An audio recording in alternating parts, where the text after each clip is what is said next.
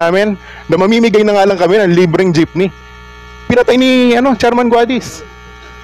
So paano gagawin natin yan? Di ba? Si Chairman Guadis dito. Ayun. At least ngayon, magkakaharap tayo dito, di ba? Para mamamatay ka ng mga jeepney. Ang problema, ito, Mr. Chairman, ang problema ko, nakausap, full disclosure, kasamahan ko si Secretary Bautista sa Rotary Club. Kaya nakakapag-usap kami ng diretso. Meron akong pinropose sa kanila, inassign ni Secretary Bautista si Chairman Guadis. Dito sa natutukan to. Nag-set si Chairman Guadis, nag-agree kami ng meeting schedule. Siya yung nag-set. Siya yung hindi umattend. Totoo to. We are under oath. Pasok dahil dun sa tahasang pananakot ng LT para makapaghanap buhay, hindi ka na makapagserbisyo sa ating mamamayan. Ang Estado, tayo po ay katuwang ng Estado sa pag-inog ng ating ekonomiya. Pero bakit sa ilalim ng modernization ay pinapatay mismo ng gobyerno ang ating mga lokal na mga manggagawa? Nadyan ang Skipper Motor, nadyan ang Francisco Motor, nadyan ang Saraw, nadyan ang Malagueña. Maraming mga lokal, halos sa 1,672 na mga rehiyon sa ating bansa, lahat po may gumagawa ng public transport. Bakit hindi ito ang suportahan ng gobyerno? Bakit nakatanghoy sa mga dayuhan at malalaking mga negosyante na kung saan ang inisip lamang ay pagkakitaan ang usapin ng serbisyo?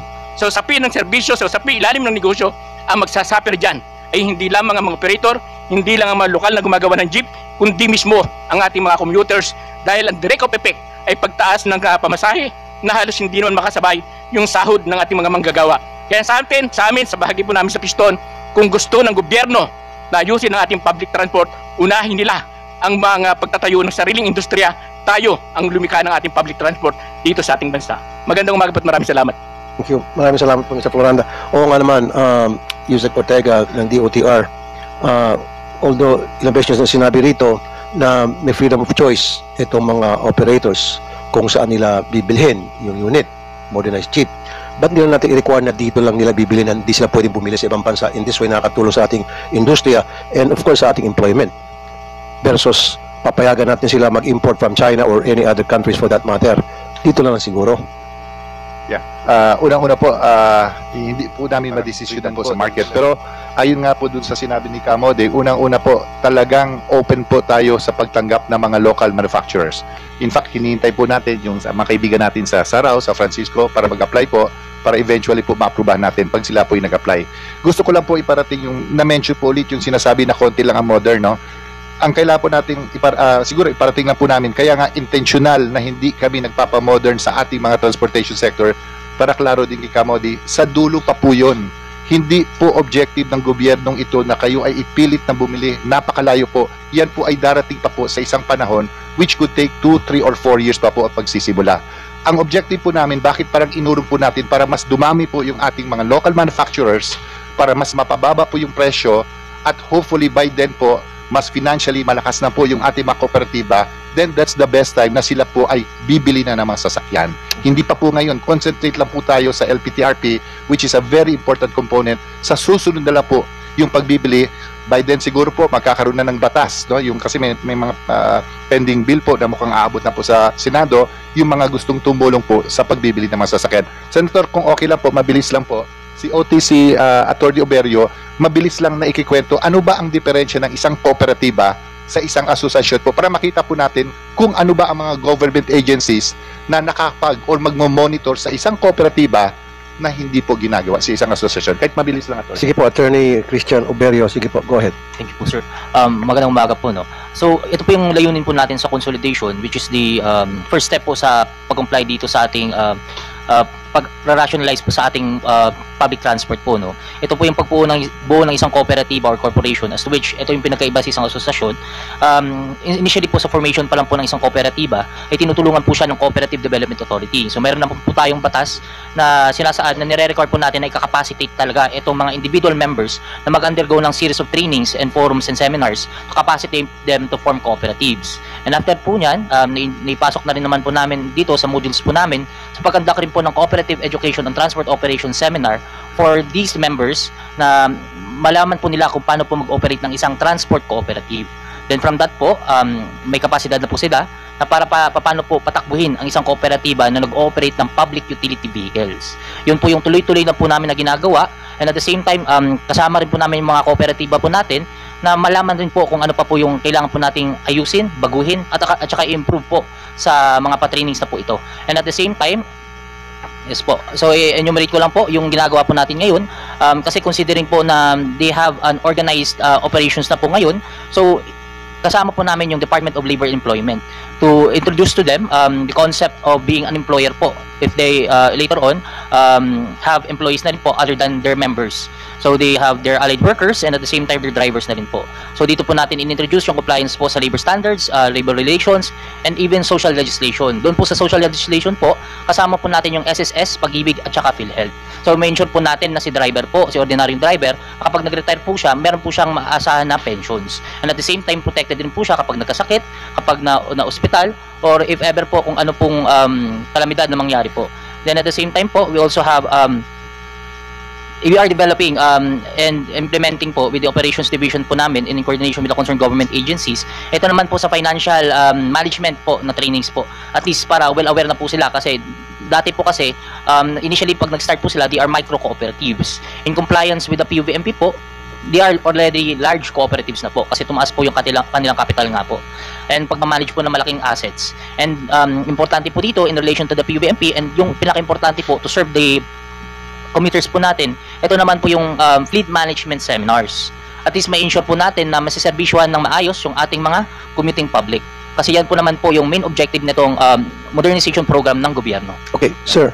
Ano yung panghahawakan ng isang driver na sinurrender niya yung kanyang prangkisa sa kooperatiba? E paano kung hindi naging maayos ang pagpapatakbo ng kooperatibang yon? Sa bagay na po yun, kasi sa batas nga naman po, nire-respeto po natin yung independence ng kooperatiba. Pero at the same time po doon, yun nga po, na-mention po Hindi nga sir, ni okay, Senator independence po. ng kooperatiba.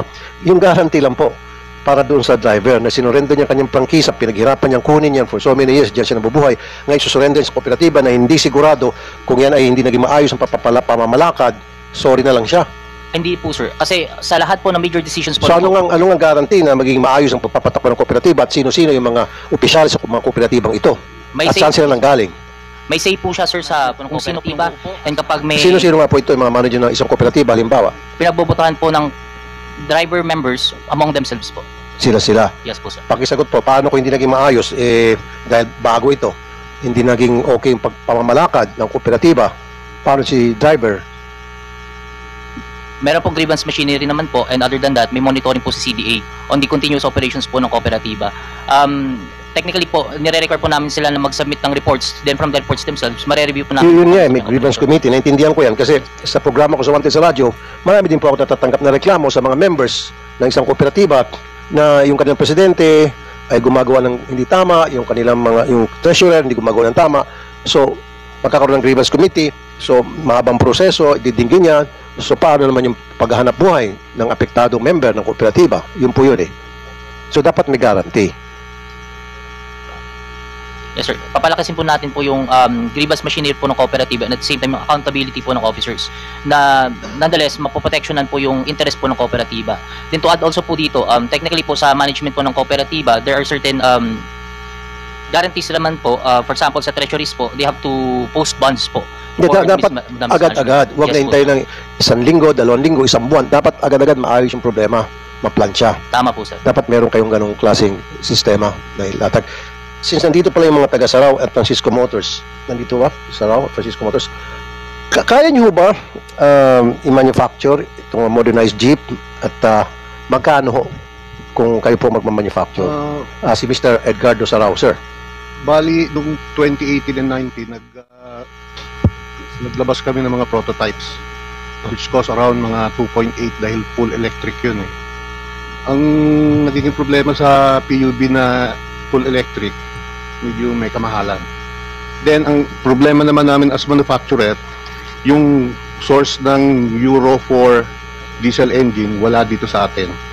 So, yun ang hinihintay namin from Department of Transportation, kung magagawa nilang paraan yung source o supply ng mga engines and mechanical parts. So yung Euro 4 standard, wala ho kayong kakayahan Wala talaga. May nabibili sa market, Euro 2 rating. Bali yung mga first generation na brand new diesel engine. Maganda rin yon dahil hindi nagkakapulot yun eh.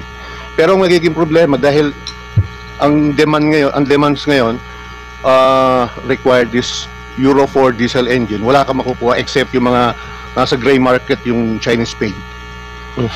Okay. Medyo malabo pa Mr. yun. Elmer Francisco, kayo po. Tayo po, Mr. Chairman. Noon pa po sinabi ko na to, sinabi ko rin sa media, sa congressional inquiry, kaya po natin. Kaya po natin gumawa niyan. So ngayon, ang tanong, bakit late na tayo? Kasi unang-una, nung ginagawa yung PNS o yung Philippine National Standards na mention ni Yusek Ortega, in fairness, wala pa sila nun sa DOTR, hindi kami kinonsulta. Ang kinonsulta ng DTI para gawin yung Philippine National Standards sa manufacturers ay mga manufacturer ng bus sa ibang bansa. So paano mo i-modernize yung jeep kung yung kukonsultahin mo mga foreign manufacturers ng bus?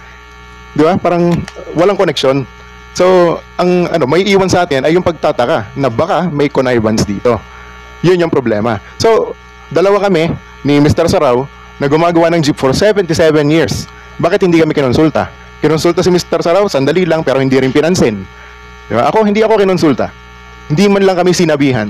Ginawa nila yung Philippine National Standards. Kung titingnan ninyo yung PNS na ibinebenta ng DTI, hindi nila yung pinamimigay. Yung PNS, ibinebenta yun ng DTI. Inamin nila yan. Kung titingnan nyo yung litrato ng Philippine National Standards ng jeepney, hindi jeep, minibus. Bakit? Kasi yun yung kinonsulta nila. So umpisa pa lang mali na. Alam niyo kung saan namin nabalitaan na merong ganyan rollout sa TV? Hindi nila sinabi sa amin na kami yung mga manufacturers ng tunay na jeepney dito sa Pilipinas, hindi sa ibang bansa. So napakahalaga niyan. Umpisa pa lang mali na eh. Ba't natin itutuloy? Yun yung tanong ko. Diba? So kung tanong, kaya ba natin? Yes, kayang-kaya natin. Kaya ang ginawa ko, unang-una, kinausap ko yung mga usual usual partners natin. Kasi hindi lang naman jeep yung ginagawa ng Francisco Motors. 1960, pinasok natin Isuzu dito sa Pilipinas. 1970, pinasok natin Mazda. So lahat ng Francisco jeepney, simula 1960, maging yung mga kasama natin ng mga operators can attest to this. 1960 up to the present, lahat ng Francisco jeepney, 100% brand new. And 85% Philippine made. Hindi yung 25% lang. Diba? Kasi ngayon, 25% sabi mo locally manufactured, kalokohan yun. It's a way for them to be able to import and call it locally manufactured. So, para sa akin, malaking kalokohan yun. Then next, ang Euro 4 engine ay obsolete na sa mga ibang bansa. Pumunta ka ng China, pumunta ka ng Japan, maski saan, wala nang gumagamit ng Euro 4 engine. Yung Euro 4 engine, itinatapon dito sa atin, sa Pilipinas, dahil basura yun sa kanila. Hindi na nila pwedeng gamitin sa kanila. So why will we use it? Ibebenta sa atin ng pagkamamahal.